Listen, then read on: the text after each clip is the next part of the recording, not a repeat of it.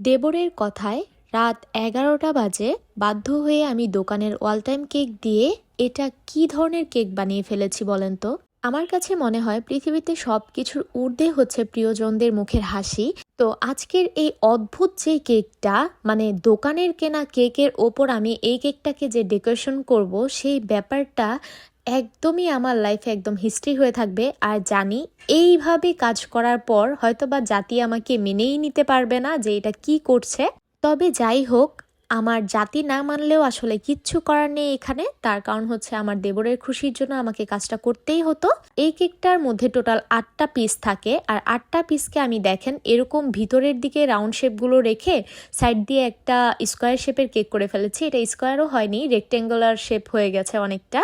এইবার বলি যে কেন আমি এই কেকটা এভাবে তৈরি করছি। তো এই কেকটা যেদিন আমি করব আসলে আমি নিজেও জানতাম না। যদি জানতাম তাহলে নিশ্চয়ই রাতের 11টার সময় কাজে আসতাম না অবভিয়াসলি। আমি মূলত একটা বিশেষ কারণে একটু বাহিরে গিয়েছিলাম। আর আমি যখন বাহির থেকে বাসায় আসি আমার তখন এত পরিমাণ পেট ব্যথা ছিল যা বলার বাহিরে। গ্যাস্ট্রিকের ব্যথাটা আমার অনেক অনেক বেড়ে গিয়েছিল।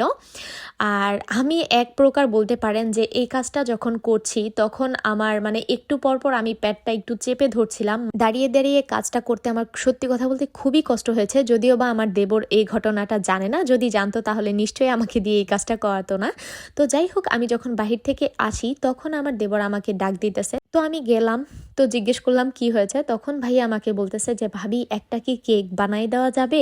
একদম লুকোচুরি করে বলতেছিল কথাটা আমাকে। আর এই লুকোচুরি করে বলার কারণ হচ্ছে তার বউ যেন শুনে না ফেলে। আর তার বউ না শোনানোর কারণটা হচ্ছে তাদের মূলত আজকে রাত 12টায় অ্যানিভার্সারিটা শুরু হয়ে যাবে, যে কারণে সে চাচ্ছিল যেন তার ওয়াইফকে একটা ছোট্টখাট্টো কেক দিয়ে হলে উইশটা করতে পারে, এই ব্যাপার। তো আমি যখন এটা শুনি তখন আমি ভাইয়াকে বলছি যে তখন ঘড়ির কাঁটায় অলমোস্ট রাত্রের কয়টা 10টার উপরে বাজে। তো আমি ভাইয়াকে বললাম যে এখন আসলে কিভাবে কি করব ভাইয়া, এখন তো পসিবল না, কারণ কেক বেস বানানো নেই কিছুই। মোটামুটি যা হয় আর কি, একটা কেকের বানানোর জন্য তো একটু প্রিপারেশনের দরকার আছে, তাই না? তো আমি কি ডিজাইন করব, আর ডিজাইন থেকে বড় কথা রাত্রে 10টা অলরেডি বেজে গেছে। তো আমার সব কিছু গোছগাছ করে গোছাতে গোছাতে কেক বেস বানাতে বানাতেই তো 11টা বেজে যাবে। তো এটা ডেকোরেশন কখন করব আর কি ডেকোরেশন করব সব কিছু মিলায় আমি আসলে ভাইয়াকে না করে দেই। তো ভাইয়াও বলল যে আচ্ছা ঠিক আছে, কোনো সমস্যা নেই, হলে ভালো হতো, আচ্ছা ঠিক আছে।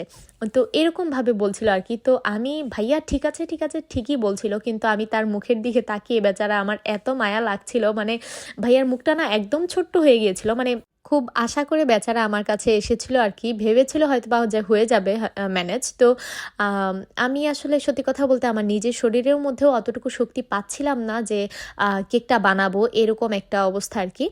তো কি আর করব, আমি তারপর চলে আসি ঘরে। ঘরে আসার পর আমার মনে হচ্ছিল যে আসলে এত আশা নিয়ে আসলো বাট আমি করে দিতে পারছি না, এরকম একটা মনে হচ্ছিল।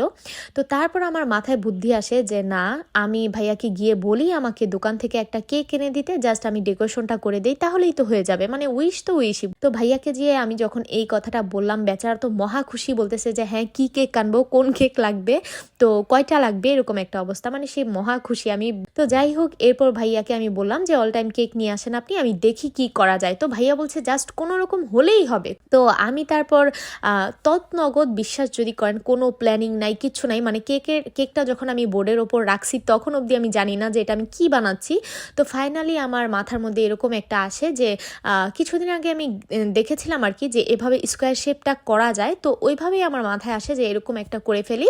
আর ডেকোরেশনটা জাস্ট একদম হুটহঠাৎ আমার মাথায় আসে। আর এটা করার পর আমি যখন, আর আমার যেই ফন্ডেন্টের লাভগুলো দেখতে পাচ্ছেন সেগুলো আমার ঘরে কিছুটা করাই ছিল, মানে আমি একটা কাজ করেছিলাম সেখান থেকে আমার বেশি হয়ে গেছিল।